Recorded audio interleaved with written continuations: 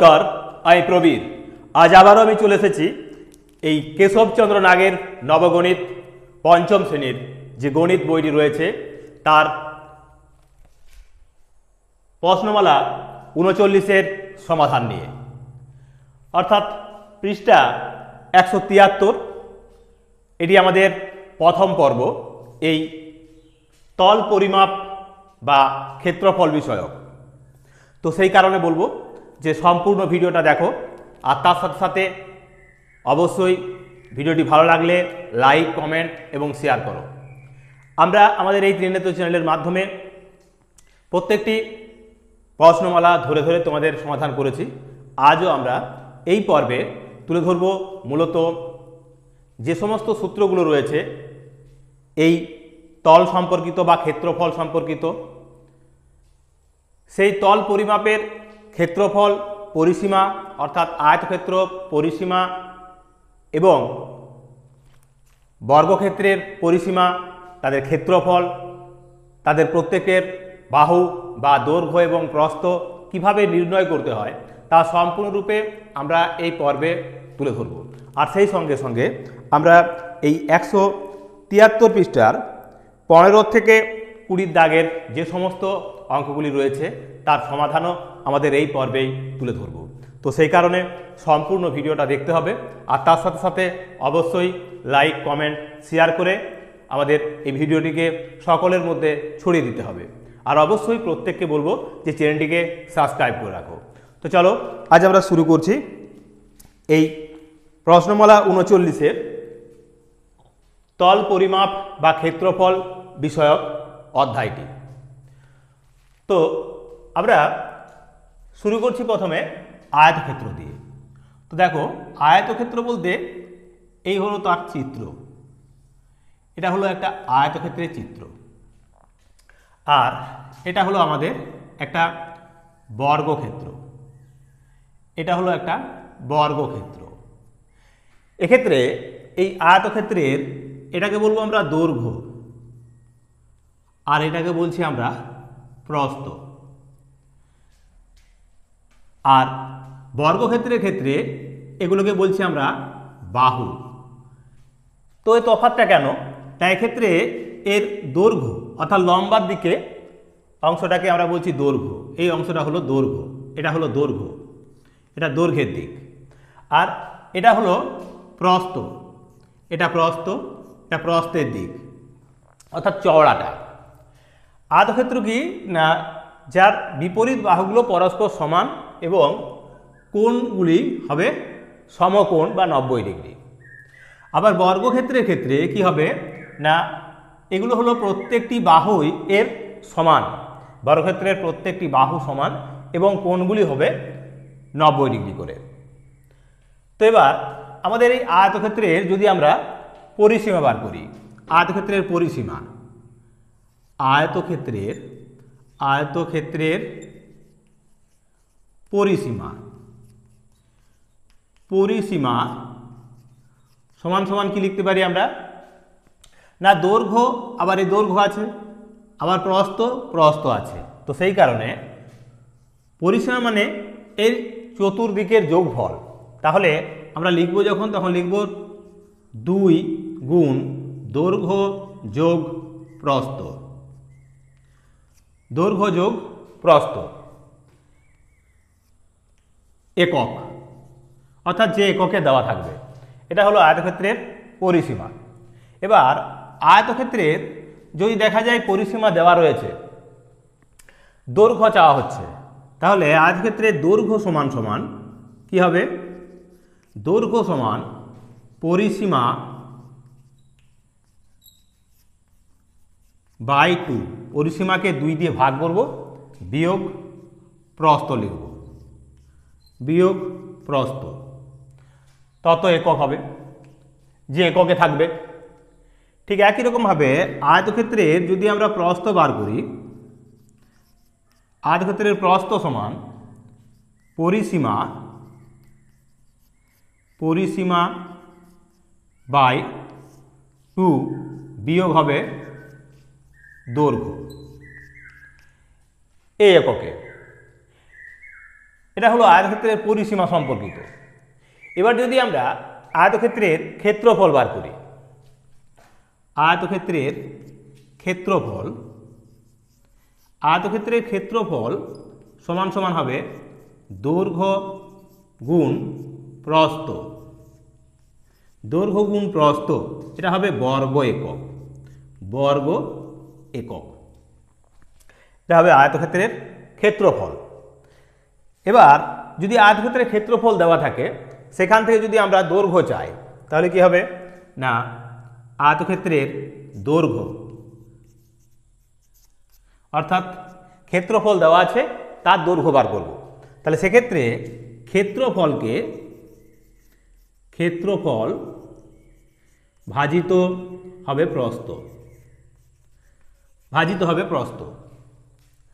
আবার যদি এই আয়তক্ষেত্রের প্রস্থ বার করতে হয়, তাহলে লিখব আয়তক্ষেত্রের প্রস্থ সমান সমান ক্ষেত্রফল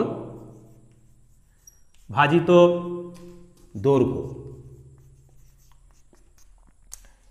তো এইভাবে আমরা মূলত এই আয়তক্ষেত্রের তাহলে পরিসীমা সমান পাবো আমরা 2 গুণ দৈর্ঘ্য যোগ প্রস্থ একক। আয়তক্ষেত্রের দৈর্ঘ্য সমান পরিসীমা বাই 2 বিয়োগ প্রস্থ, আর প্রস্থ সমান পরিসীমা বাই 2 বিয়োগ দৈর্ঘ্য। আয়তক্ষেত্রের ক্ষেত্রফল সমান দৈর্ঘ্য গুণ প্রস্থ বর্গ একক। এবার ক্ষেত্রফল যদি দেওয়া থাকে, তাহলে আয়তক্ষেত্রের দৈর্ঘ্য সমান ক্ষেত্রফলকে আমরা প্রস্থ দিয়ে ভাগ করব, আর ক্ষেত্রফল দেওয়া থাকলে প্রস্থ সমান হবে কি না ক্ষেত্রফল ভাজিত দৈর্ঘ্য। তো এইভাবে আমরা মূলত আয়তক্ষেত্রের পরিসীমা, ক্ষেত্রফল এবং তার দৈর্ঘ্য ও প্রস্থ নির্ণয় করব। এর পাশাপাশি এবার আমরা বর্গক্ষেত্রের বিষয়টি নিয়ে লিখব, তার আগে এই অংশটা মুছে নেব। তো চলো অংশটা মুছে নিই প্রথমে। আর বর্গক্ষেত্রের পরিসীমা সমান সমান কি হবে না, এক্ষেত্রে এই 4টে বাহুই সমান, 4টে বাহু যেহেতু সমান, তাহলে পরিসীমা সমান কি লিখবো আমরা না 4 গুণ বাহু একক। এবার এই বর্গক্ষেত্রের পরিসীমা যদি দেওয়া থাকে, তাহলে তার বাহু কি করে বার করব? বর্গক্ষেত্রের বাহু সমান সমান হবে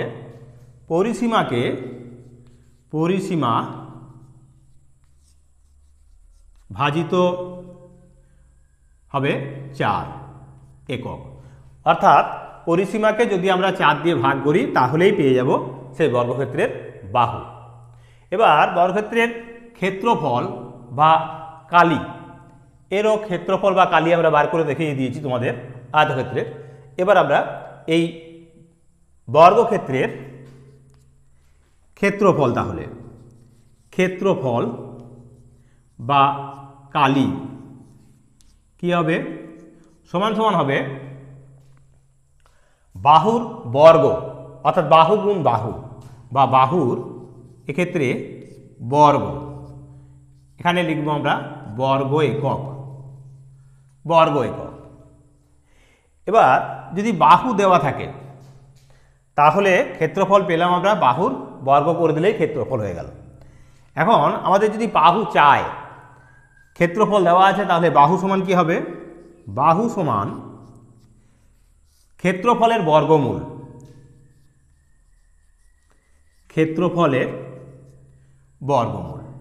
এটি হবে আমাদের এই বর্গক্ষেত্রের ক্ষেত্রফলকে আমরা বর্গমূল করব, তাই হবে সেই বর্গক্ষেত্রটির বাহু। তো এই রকম এই আয়তক্ষেত্র এবং বর্গক্ষেত্রের ক্ষেত্রফল, পরিসীমা, তাদের দৈর্ঘ্য, প্রস্থ এবং বাহু সম্পর্কিত যে সূত্রগুলি, তা আমরা তোমাদের তুলে ধরলাম। এবার আমরা এই পর্বে তুলে ধরব মূলত এই আমাদের প্রথম পর্ব এটি, তাই প্রথম পর্বে তুলে ধরছি 15 দাগের থেকে 20 দাগ পর্যন্ত যে গুরুত্বপূর্ণ 6টি প্রশ্ন রয়েছে তার সমাধান। তো সেই কারণে বলবো সম্পূর্ণ ভিডিওটা দেখো, আর তার সাথে সাথে অবশ্যই লাইক কমেন্ট শেয়ার করো, আর অবশ্যই প্রত্যেকে চ্যানেলটিকে সাবস্ক্রাইব করে রাখো, কারণ এই চ্যানেলের মাধ্যমেই আমরা আগামী দিনে তুলে ধরব ষষ্ঠ শ্রেণীর কেশবচন্দ্র নাগের নবগণিতের সমাধান, তার সাথে সাথে সপ্তম শ্রেণীর যে পাঠ্য বইটি অর্থাৎ পশ্চিমবঙ্গ মধ্যশিক্ষা পর্ষদের যে বইটি তার সমাধান, আর তার সাথে অবশ্যই থাকবে বিভিন্ন প্রতিযোগিতামূলক পরীক্ষার জন্য তোমাদের বিভিন্ন প্রশ্নপত্রের সমাধান। তো চলো আজ আমরা শুরু করছি আমাদের এই পর্বটি, এই অংশ।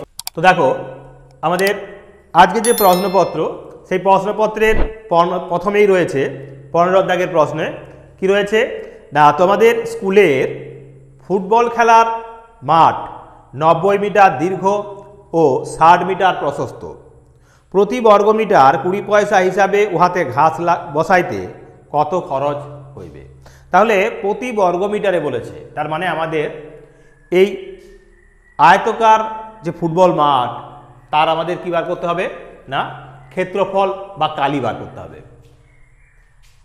এটা হলো একটা আয়তকার মাঠ, এই আয়তকার মাঠটার দৈর্ঘ্য বলে দেওয়া আছে কত না, দৈর্ঘ্য বলেছে 90 মিটার,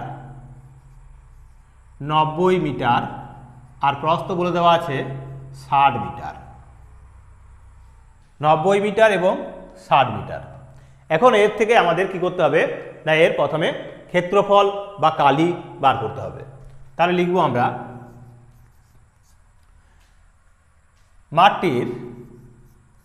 মাঠটির দৈর্ঘ্য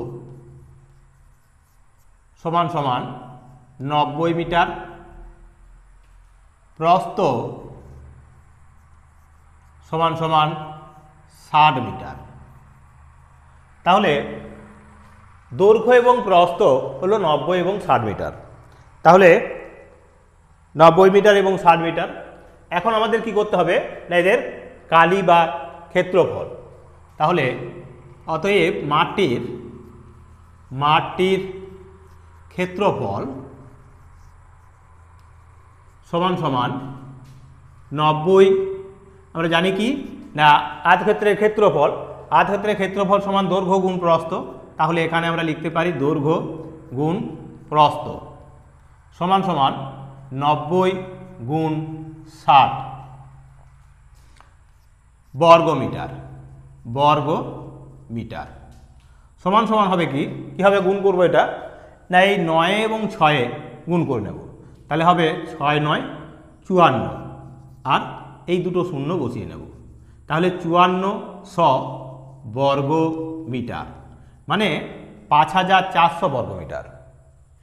এখন কি বলা আছে না, বলা আছে প্রতি বর্গমিটারে 20 পয়সা হিসাবে উহাতে ঘাস বসাইতে কত খরচ হবে। অর্থাৎ এখানে যদি আমরা ঘাস বসাতে চাই এই সমগ্র অংশতে, তাহলে কি হবে না, এখানে ঘাস বসালে, এই সমগ্র অংশে ঘাস বসালে আমাদের প্রতি বর্গমিটারে 20 পয়সা হিসাবে তাহলে কত খরচ হবে লিখব। অতএব প্রতি বর্গমিটার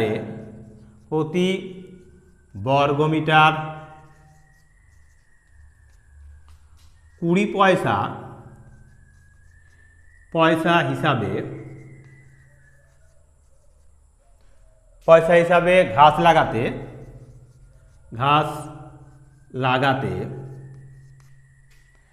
মোট খরচ হবে সমান সমান 5400 গুণ 20। এবার গুণ আমরা কীভাবে করব না, এবার এই 54কে 2 দিয়ে গুণ করব, 2 4 হবে 8, আর 2 5 হবে 10। এখন এই দুটো শূন্য 54 6-এর আর এই 20-র একটি শূন্য, মোট 3টি শূন্য, এত পয়সা, তার মানে এত পয়সা খরচ হবে। এখন এই পয়সাটাকে আমরা টাকা করব কিভাবে, যত 100 পয়সা তত টাকা। তাহলে এখানে 1 10 শত, তার মানে এই সমগ্র অংশটা হবে, এখান থেকে এত হবে টাকা, এটা 100, তত শ বলছি। তাহলে এখানে লিখব কি আমরা, না 1080 টাকা। এইভাবে আমরা এর সমাধান করব। তো এই হলো আমাদের এই পর্বের প্রথম অর্থাৎ 15 দাগের অঙ্কের সমাধান। তো এইরকমই গুরুত্বপূর্ণ আরও এই পর্বের 5টি অঙ্ক রয়েছে, যা তোমাদের অতি অবশ্যই সম্পূর্ণরূপে দেখতে হবে। তাহলেই এই আমাদের যে প্রচেষ্টা তা যেমন সফল হবে, ঠিক একই রকমভাবে এই তল সম্পর্কিত বা তল পরিমাপ এবং ক্ষেত্রফল বা কালি সম্পর্কিত যে তোমাদের একটা স্বচ্ছ ধারণা গড়ে উঠতে পারে। তো সেই কারণে বলবো সম্পূর্ণ ভিডিওটা দেখো, আর অবশ্যই প্রত্যেকে চ্যানেলটিকে সাবস্ক্রাইব করে রাখো। তো চলো এবার আমরা চলে যাব আমাদের এই পর্বের দ্বিতীয় অঙ্কে অর্থাৎ 16 দাগের অঙ্কে। 16 দাগের প্রশ্ন। 16 দাগের প্রশ্নে কি বলেছে, এখানে বলা আছে যে বর্গাকার মাঠের দৈর্ঘ্য 25 মিটার, তাহার ক্ষেত্রফল কত আর? এটা একটা বর্গাকার চিত্র। এই বর্গাকার চিত্র যার বাহু বলেছে কত বা দৈর্ঘ্য বলা আছে 25, এটা আছে 25 মিটার। তো এখন আমাদের কাজ হবে কি, না এর ক্ষেত্রফল বা কালি নির্ণয় করা। এর কালি নির্ণয় করব আমরা। তাহলে ক্ষেত্রফল বা কালি নির্ণয় করতে গেলে কি করতে হবে, প্রথমে আমরা লিখব কি, না বর্গক্ষেত্রের বাহু বা দৈর্ঘ্য, এখানে বাহু সমান সমান 25 মিটার। তাহলে ক্ষেত্রফল হবে, ক্ষেত্রফল সমান কি, না বাহুর বর্গ, অর্থাৎ এখানে লিখতে পারি আমরা বাহুর বর্গ সমান সমান 25-এর বর্গ। 25-এর বর্গ, 25-এর বর্গ সমান সমান হলো 625 বর্গ মিটার। এটা হবে এই বর্গক্ষেত্রটির ক্ষেত্রফল বা কালি। এখন চাওয়া হয়েছে কি, বলেছে যে তাহার ক্ষেত্রফল কত আর। তাহলে ক্ষেত্রফল কত আর চেয়েছে। আমরা কি জানি, আমরা জানি 100 বর্গ মিটার সমান 1 আর। 1 আর, এটা আমরা জানি। তো এই অংশটা তোমাদের বন্ধনীর মধ্যে রেখে দিলাম। তার মানে 100 বর্গমিটার সমান সমান 1 আর। এখানে আছে 625 বর্গমিটার। তাহলে কি লিখব, তাহলে অতএব 625 বর্গমিটার সমান 625 বাই 100 আর। এটা হবে 625 বাই 100 আর সমান সমান লিখতে পারি 6.25 আর। এই হবে আমাদের এই পর্বের দ্বিতীয় তথা এই 16 দাগের অঙ্কের সমাধান। আশা করি তোমরা এই প্রশ্নের উত্তরগুলো যথাযথভাবে বুঝতে পারছো। যদি কোনো সমস্যা হয় থাকে তাহলে অবশ্যই তোমরা কমেন্ট বক্সে লিখে জানাবে। তো চলো এবার আমরা চলে যাব পরের অঙ্কে অর্থাৎ 17 দাগের অঙ্কে। 17 দাগের প্রশ্ন। 17 দাগের প্রশ্নে কি বলেছে, এখানে বলা আছে একটি বর্গক্ষেত্রের প্রস্থ 13 সেন্টিমিটার, উহার ক্ষেত্রফল নির্ণয় করতে হবে। তো ক্ষেত্রফল কিভাবে নির্ণয় করব, আমরা আগেই যে অঙ্কটা করলাম ঠিক সেইভাবেই আমরা এরও ক্ষেত্রফল নির্ণয় করব। এক্ষেত্রে বর্গক্ষেত্রের প্রস্থ দেওয়া আছে, প্রস্থ মানে এক্ষেত্রে কিন্তু বাহু। তাহলে বর্গক্ষেত্রটির লিখব, ক্ষেত্রটির প্রস্থ বা বাহু, প্রস্থ সমান সমান বাহু সমান দেওয়া আছে কি, না 13 সেমি বা সেন্টিমিটার, 13 সেমি বা সেন্টিমিটার। অতএব বর্গক্ষেত্রটির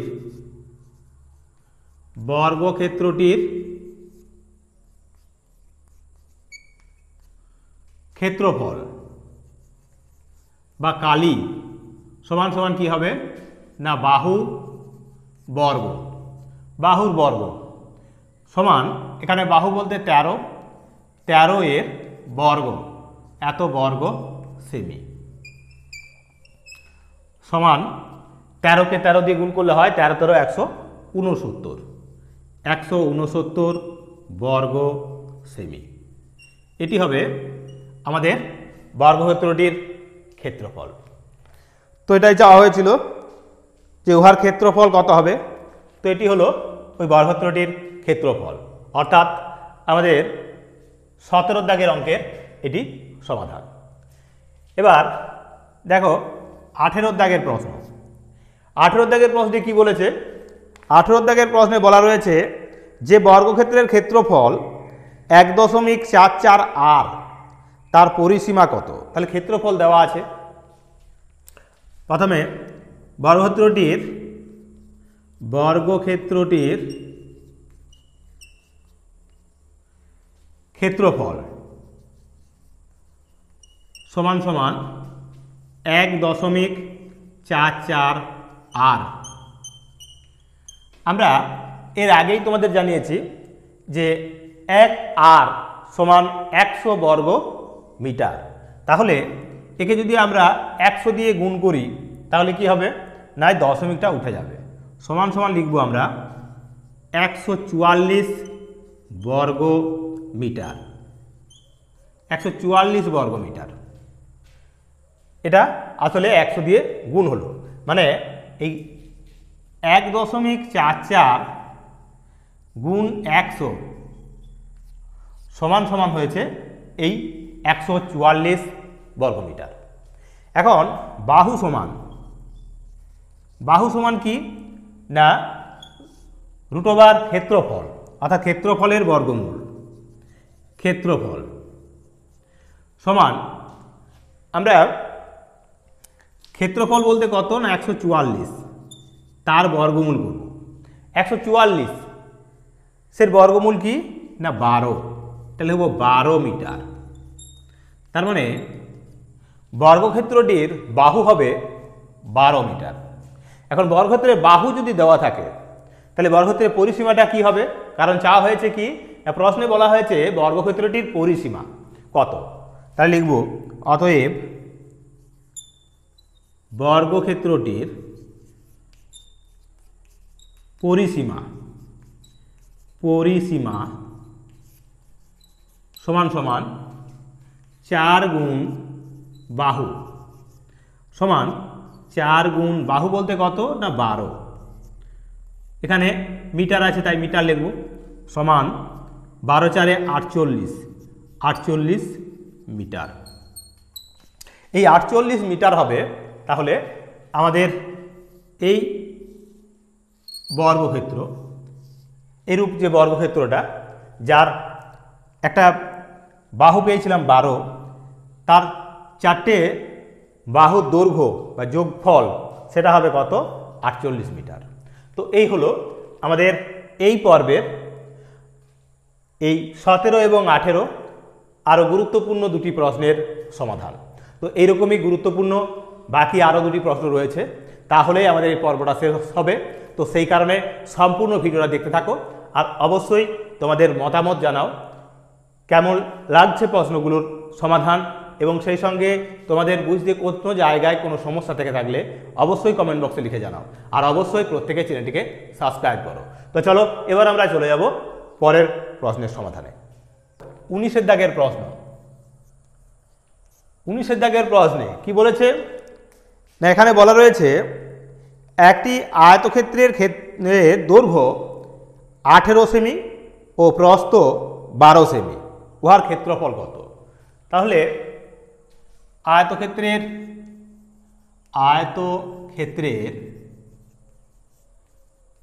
দৈর্ঘ্য এবং প্রস্থ দুটোই দেওয়া আছে। দৈর্ঘ্য সমান কত বলেছে? দৈর্ঘ্য সমান বলেছে 18 সেমি,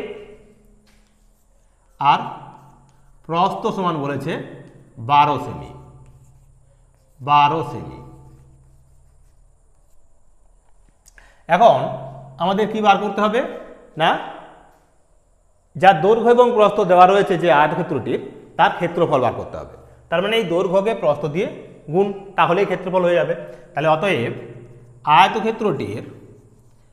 আয়তক্ষেত্রটির ক্ষেত্রফল সমান সমান দৈর্ঘ্য গুণ প্রস্থ। দৈর্ঘ্য গুণ প্রস্থ, তাহলে দৈর্ঘ্য সমান কত না 18 গুণ 12। এবার আমরা গুণ করছি, 18 দুয়ে 36 6, 18 একে 18 আর 3 হবে 21, অর্থাৎ 216 বর্গ সেমি। এককটা আছে সেমিতে, তাই বর্গ সেমি লিখব। এটি হবে আমাদের এই 19তম অঙ্ক বা 19-এর দাগের অঙ্ক। তো তার সমাধানে আমরা পেলাম কত? 216 বর্গ সেমি। দৈর্ঘ্য দেওয়া ছিল, প্রস্থ দেওয়া ছিল, ক্ষেত্রফল বা কালি সমান সমান এই দৈর্ঘ্য আর প্রস্থের গুণফল, তাহলেই পেয়ে গেলাম। এবার দেখো এই পর্বের শেষ অঙ্ক। তো সম্পূর্ণ ভিডিওটা দেখতে থাকো, আর অবশ্যই প্রত্যেকে ভালো লাগলে তোমাদের কমেন্ট বক্সে তোমরা তোমাদের মতামত জানাও। তো দেখো এবার এই পর্বের শেষ অঙ্কে কি বলেছে না, যে আয়তক্ষেত্রের কালি 156 বর্গমিটার ও প্রস্থ 12 মিটার, উহার দৈর্ঘ্য কত? তাহলে ক্ষেত্রফল দেওয়া আছে, আবার দৈর্ঘ্যও দেওয়া আছে, প্রস্থও দেওয়া আছে। তাহলে কি লিখব? 20 দাগের প্রশ্ন। 20 দাগের প্রশ্নে রয়েছে আয়তক্ষেত্রের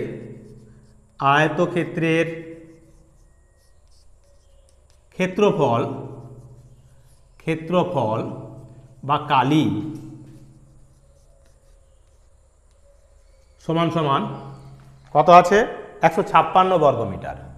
156 বর্গমিটার। 156 বর্গমিটার। আয়তক্ষেত্রের প্রস্থ দেওয়া আছে, প্রস্থ সমান সমান কত দেওয়া রয়েছে? 12 মিটার। 12 মিটার। তাহলে ক্ষেত্রফল দেওয়া আছে এখানে 156 বর্গমিটার, আর প্রস্থ দেওয়া আছে 12 মিটার। কি চাওয়া হয়েছে না, বলেছে আয়তক্ষেত্রটির দৈর্ঘ্য। তাহলে অতএব আয়তক্ষেত্রটির দৈর্ঘ্য সমান সমান কি হবে না, ক্ষেত্রফল ভাজিত এই প্রস্থ। তাই লিখব এখানে ক্ষেত্রফল ভাজিত প্রস্থ।